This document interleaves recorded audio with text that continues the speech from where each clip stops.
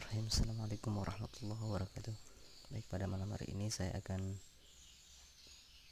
berbagi informasi tentang kenaikan pangkat menurut Permen PAN, Pendagangan Aparatur Negara dan Reformasi Birokrasi nomor 16 tahun 2009 pasal 17. Baik, kita coba perhatikan bahwa dalam kenaikan pangkat untuk guru itu secara adalah jabatan fungsional yang memiliki 4 tingkatan, yaitu yang pertama guru pertama, yang kedua adalah guru muda, yang ketiga guru madya, dan yang keempat adalah guru utama. Guru pertama itu terdiri dari dua golongan, yaitu golongan 3A penata muda, lalu golongan 3B penata muda tingkat 1, lalu golongan penata 3C masuk kepada guru muda, lalu penata tingkat 1 3D itu guru muda juga. Lalu yang berikutnya adalah guru madya. Guru madya terdiri dari guru yang memiliki pangkat pembina 4A dan pembina tingkat 1 4B dan pembina utama muda 4C. Lalu yang terakhir adalah guru utama. Guru utama ini adalah guru yang jabatannya, golongannya itu adalah pembina utama madya yaitu 4D dan guru utama 4E. Jadi kawan-kawan semuanya, menurut Permen PAN nomor 16 tahun 2009 ini, dari mulai golongan 3A baru guru itu memiliki jabatan fungsional. Di bawah itu golongan 2 belum memiliki jabatan fungsional. Kalau sebelumnya itu dari mulai golongan 2A itu sudah memiliki jabatan fungsional. Tetapi untuk yang sekarang menurut Permen PAN nomor 16 tahun 2009, golongan 2 itu masuk kepada kategori fungsional umum.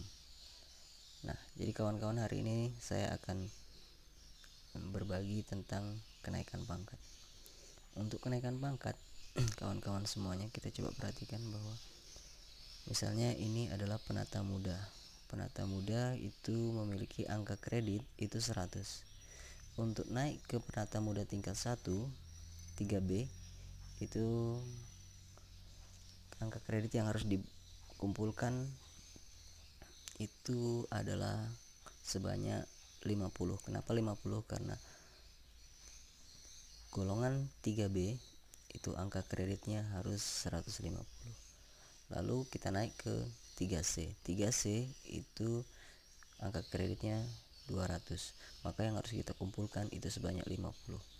Lalu dari 3C ke 3D, dari 200 ke 300, maka yang harus kita kumpulkan adalah 100 poin. Lalu dari 3D ke 4A yang harus kita kumpulkan juga 100 poin. Lalu dari 4A ke 4B itu dari 400 ke 550 150 poin. Lalu dari golongan 4B ke 4C dari 550 ke 700 150 poin juga. Lalu dari 4C ke 4D itu sama juga 150 poin. Lalu dari 4D ke 4E itu 850 ke 1050 kurang lebih 200 poin.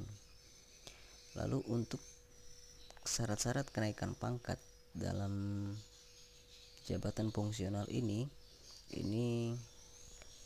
ada beberapa persyaratan yang harus kita kumpulkan.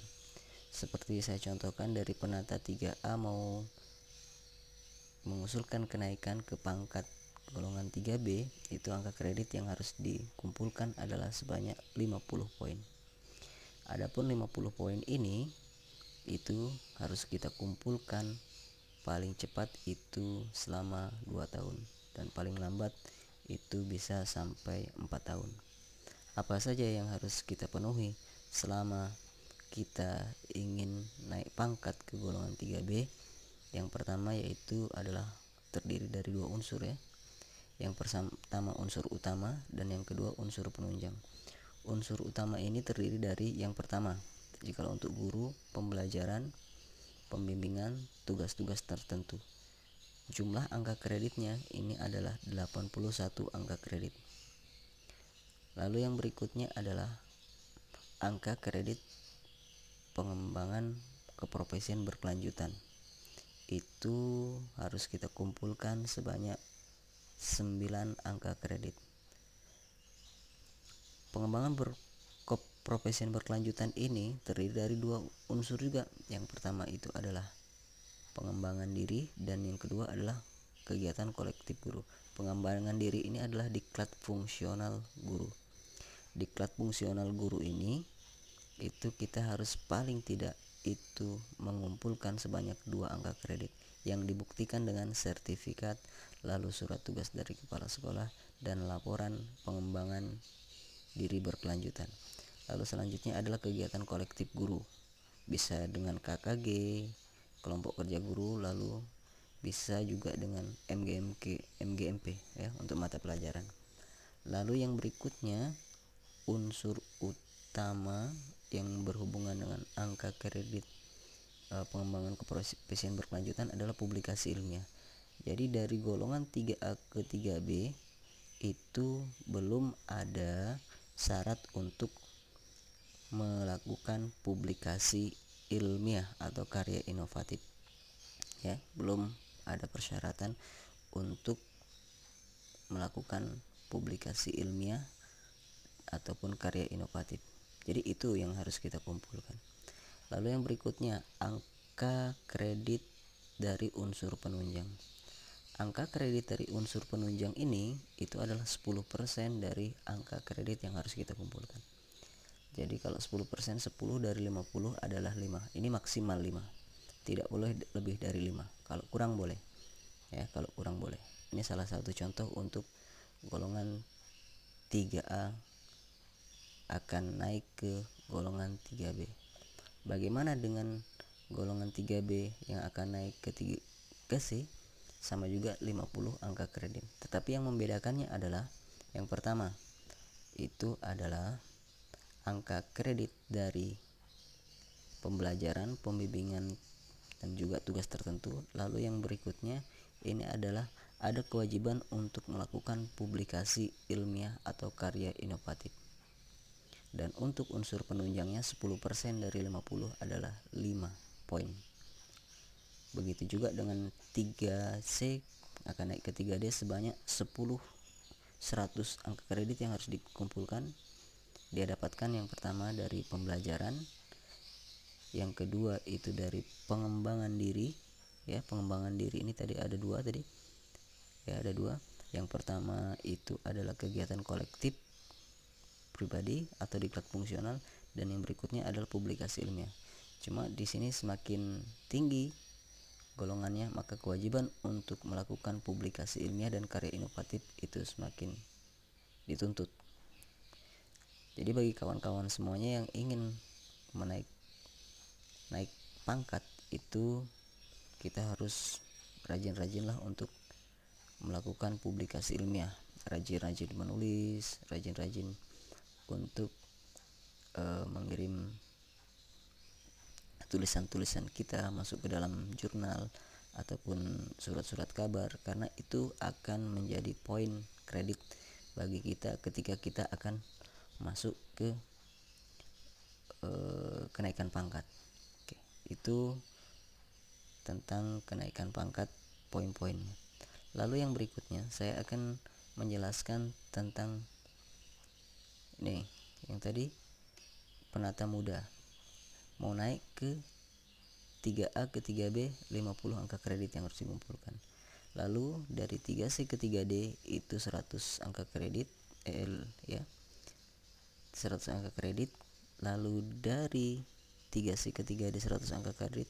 Dari 3D ke 4A itu 100 angka kredit juga. Dari 4A ke 4B itu 150.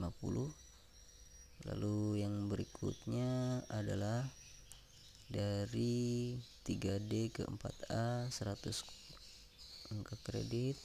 Lalu dari 4A ke 4B 150 angka kredit. Dari 4B ke 4C itu 150 angka kredit. Dari 4 4C ke 4D itu 150 angka kredit. Lalu dari 4D ke 4E itu adalah 200 angka kredit. Jadi itu ya kawan-kawan semuanya. Nah, lalu yang berikutnya, dari mana kita dapatkan nilai untuk yang pertama, yaitu proses pembelajaran. Proses pembelajaran itu dapat kita dapatkan angka kreditnya adalah karena dari penilaian kinerja guru selama 1 tahun. Jadi penilaian kinerja guru selama 1 tahun.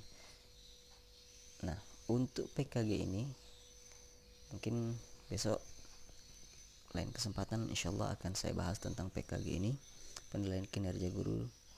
Nah, untuk PKG ini, penilaian kinerja guru ini dilakukan oleh tim penilai satu tingkat di atas kita. Jikalau kita seorang guru, maka yang menilai kita itu adalah kepala sekolah, ataupun bisa juga tim yang ditunjuk oleh kepala sekolah. Nah, untuk penilaian kinerja guru itu nanti menghasilkan angka, ya, angka sebanyak 13 poin dalam penilaian kinerja guru. Itu 13 poin nanti akan diakumulatifkan berapa angka yang dikumpulkan. Jikalau mendapatkan nilai 91 dengan sampai 100, maka sebutan bagi PKG si A itu 125%. Sangat baik, amat baik. Jikalau mendapatkan poin 76 sampai 90, maka dia masuk dalam kategori baik dan presentasi angka kreditnya adalah 100%. Lalu yang berikutnya, jikalau dia mendapatkan nilai 61 sampai 75 cukup, maka angka kreditnya adalah 75%. Jikalau 51 sampai 60 itu sebutannya adalah sedang dan angka kreditnya adalah 50%. Lalu yang berikutnya, jikalau mendapatkan nilai 10 sampai 50, maka sebutnya itu adalah kurang, maka angka kredit yang dikumpulkannya itu adalah sebanyak 25%. Itu kawan-kawan semuanya, ya. Nah, ini dia untuk rincian dari PKG tersebut. Yang tadi sebutannya, sebutan dan angka kreditnya. Baik, menurut Permenpan yang terbaru yaitu nomor 16 tahun 2009 tentang kenaikan pangkat ini. Nih, dari 3A ke 3B, jikalau dia mendapatkan nilai berapa tadi? Mendapatkan nilai 91 sampai dengan 100, maka dia masuk dalam kategori amat baik. Maka angka kredit yang dikumpulkan selama 1 tahun itu adalah 13,125 angka kredit, ya. Jadi ini nanti dimasukkan ke dalam PKG, ini akan dimasukkan ke dalam SKP, ya, SKP. Apa itu SKP? Insyaallah juga nanti akan saya bahas. Yang berikutnya adalah kategori baik. Dari 3A ke 3B kategori baik, maka dia akan mendapatkan angka kredit sebesar 10,5%. 10,5 angka kreditnya. Kalau cukup dia 7,875, kalau dia sedang 5,25, lalu kalau kurang dia 2,625. 3B kalau amat baik 11,875, baik 9,5, cukup 7,125, sedang 4,75, lalu kurang 2,375. Lalu 3C ke 3D. 3C ke 3D.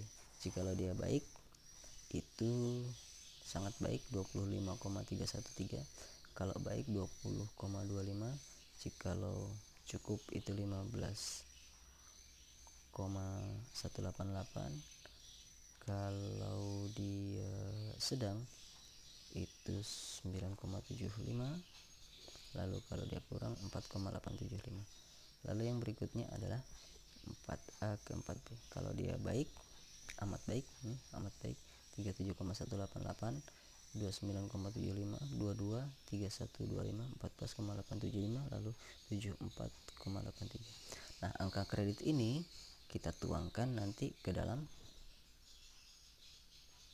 SKP. Jadi ini adalah hasil dari PKG, penilaian kinerja guru yang dilakukan oleh kepala sekolah.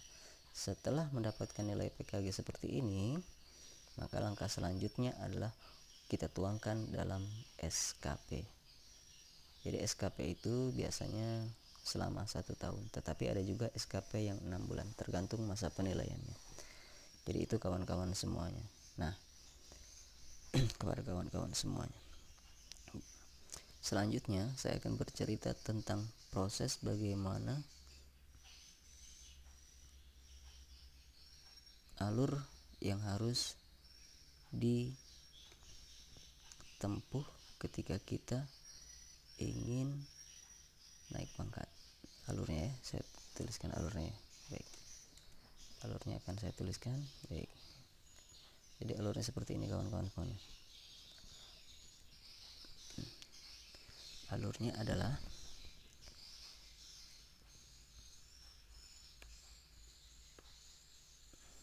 yang pertama itu adalah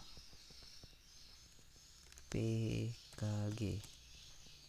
Oke kawan-kawan, setelah PKG, setelah mendapatkan nilai PKG, apakah kita mendapatkan nilai amat baik atau baik atau cukup atau sedang atau kurang? Nah, itu PKG. Setelah dari PKG, lalu kita lanjutkan kembali dengan memasukkan nilai PKG tersebut ke dalam SKP ya, ke dalam SKP. Oke kawan-kawan, setelah masuk ke dalam SKP, nah di SKP inilah nanti kita jabarkan poin-poinnya apa saja nanti dalam SKP tersebut nanti akan dijabarkan apakah. Setelah SKP nanti dapatlah kita nilai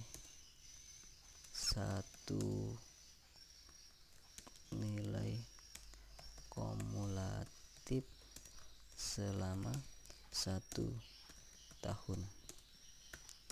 Nah, setelah itu langkah yang berikutnya adalah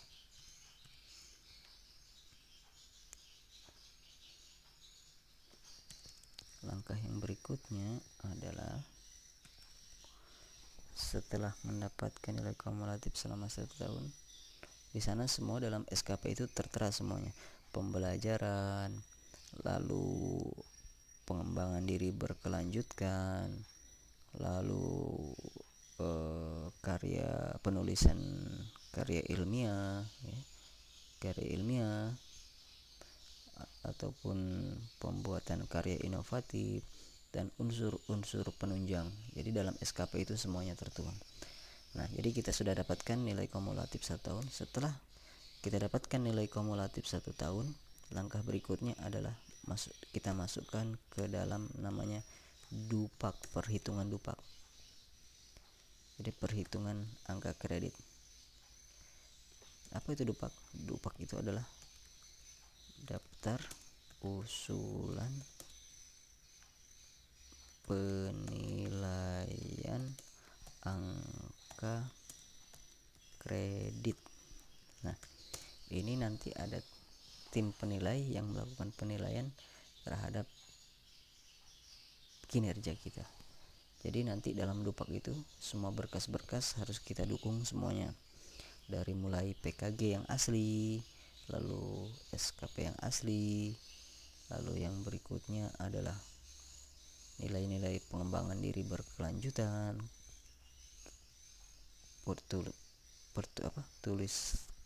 penulisan ilmiah, karya ilmiah, lalu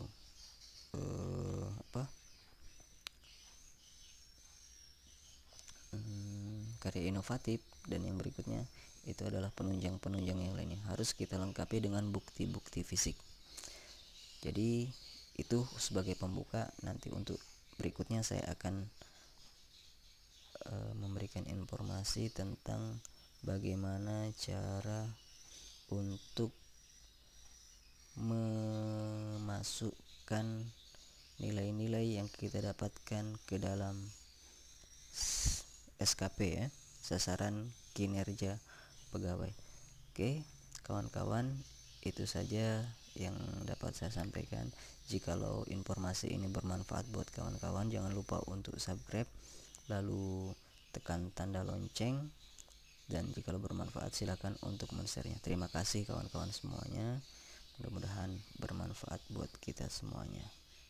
Oke, selamat.